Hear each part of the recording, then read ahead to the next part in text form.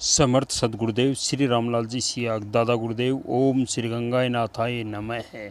विश्व को सच्ची शांति और आनंद भारत से ही मिलेगा।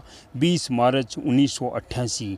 शांति और आनंद मनुष्य को हृदय से प्राप्त होता है, भौतिक संसाधनों से इसका कोई संबंध नहीं है। अंतर और ब्रह्मा में जब तक पूर्ण साम्राज्य पैदा नहीं होगा, संसार के मानव को सच्ची शांति और आनंद मिलना असंभव है। श्री अरविंद ने स्पष्ट कहा है कि पश्चिम के लोग भौतिक जीवन को उसकी चरम सीमा तक पहुंचा चुके हैं।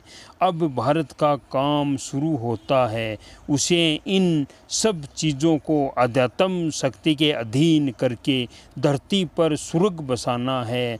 हमारे धर्म गुरु संसार के सामने चाहे कितना ही डिंडोरा पीटे, परंतु इस समय भारत के आध्यात्मिक जगत में जितना अंधकार है पहले कभी नहीं था। इस संबंध में श्री अरविंद आश्रम ने स्पष्ट कहा है, भारत के अंदर सारे संसार की समस्याएं केंद्रित हो गई है और उनके हल होने पर सारे संसार का भार हल्का हो जाएगा। यह एक कटु सत्य है कि इस समय भारत में तम संसार से अधिक है और लोगों को इस बात से भारी दुख होता है। मुझे तो इससे खुशी है। हर वस्तु का एक निश्चित सीमा के लांघते ही रूप परिवर्तित हो जाता है। हमें मालूम है कि जब जब ही इस भूखंड पर राक्षसों का पूर्ण आधिपत्य हुआ है, ईश्वर ने राम और कृष्ण के रूप में अवतरित होकर राक्षसों को मारकर पृथ्वी का भार हल्का किया है। भगवान श्री कृष्ण ने इस संबंध में गीता में स्पष्ट कहा है, यदा यदा ही धर्म से गलानी निर्भयवती भारत, अभयुत्थान मध्यम धर्म से तदा उत्समान सर्जा मह्यम परित्राणयाम साधुना विनाशाय च दृष्टिकर्ताम धर्म संस्थापनार्थम संभावमी युगे युगे। श्री अरविंद की भविष्यवाणी है कि 24 नवंबर 1926 को श्री कृष्ण का पृथ्वी पर अवतरण हुआ था। श्री कृष्ण अतिमानसिक प्रकाश नहीं है। श्री कृष्ण के अवतरण का अर्थ है अतिमानसिक का देव। अवतरण को जगत को अतिमानस और आनंद के लिए तैयार करते हैं। श्री कृष्ण आनंदमय है। वे अतिमानस को अपने आनंद की ओर उद्बुद्ध करके विकास का समर्थन और संचालन करते हैं। पूर्ण सत्य है।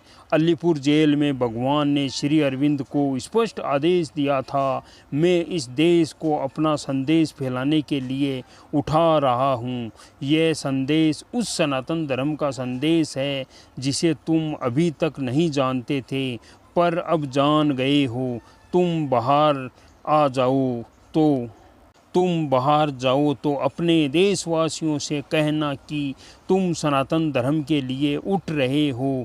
तुम्हें स्वार्थ सिद्धि के लिए नहीं अपितु संसार के लिए उठाया जा रहा है। जब कहा जाता है कि भारतवर्ष महान है तो उसका मतलब है कि सनातन धर्म महान है। मैंने तुम्हें दिखा दिया है, मैं सब जगह और सब में मौजूद हूँ।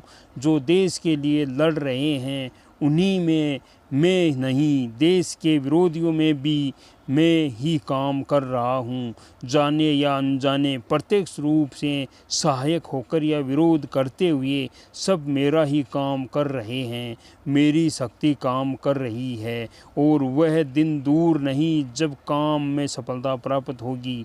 भगवान श्री कृष्ण ने गीता में जो व्याख्या की है श्री अरविंद को दिए उपयुक्त आदेश से पूर्ण रूप से मेल खाती है। गीता में भगवान ने स्पष्ट कहा है, ईश्वर सर्वभूतानां हृदय अर्जुन तिष्ठति बारमेन सर्वभूतानि यंत्रानुडानि मायाया।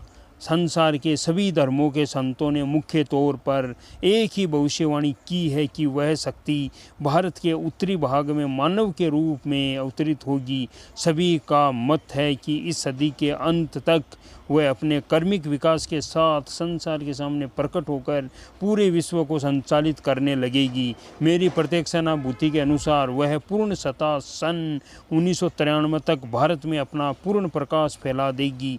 इसके बाद सदी के अंत तक संसार की सारी भौतिक सत्ता को अपने अधीन करके उसका संचालन करने लगेगी। इस प्रकार कलयुग का अंत होकर संसार में पूर्ण सात्विक शक्तियों का एक छत्र साम्राज्य स्थापित हो जाएगा। इस तरह जब भौतिक सत्ता का सीधा संचालन आध्यात्मिक सत्ता करने लगेगी तो युग परिवर्तन होकर पृथ्वी पर स्वर्ग उतर आवेगा जो महान होने वाला है। उसका आभास संसार भर के संतों की भविष्यवाणी से स्पष्ट होता है। समर्थ सद्गुरुदेव श्री रामलाल जी सियाग। जय गुरुदेव जी, जय दादा गुरुदेव जी।